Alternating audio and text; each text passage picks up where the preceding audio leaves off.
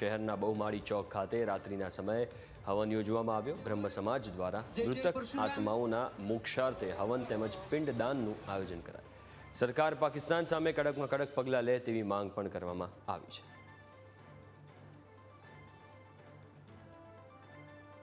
એક યજ્ઞનું આયોજન કર્યું છે।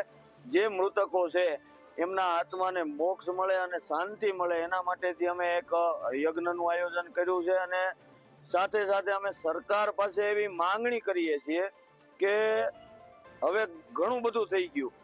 ભગવાન ઋષિ કશ્યપની ઋષિ કાશ્મીરમાં ધર્મ પૂછીને જો તમને ગોળી મારવામાં આવતી હોય અને જ્યારે અમે એક સ્લોગન પણ આજે અમે આપ્યું છે કે હિન્દુ હૃદય સમ્રાટ નરેન્દ્ર મોદી સાહેબની સરકાર અબ કી બાર પીઓકે પાર, એટલે કે હવે ભગવાન કૃષ્ણએ પણ ગીતાજીમાં કીધું છે કે જ્યારે શાંતિનો આખરી કોઈ વિકલ્પ ન હોય અને યુદ્ધથી જો શાંતિ આવતી હોય તો યુદ્ધ કરવું પણ જરૂરી છે।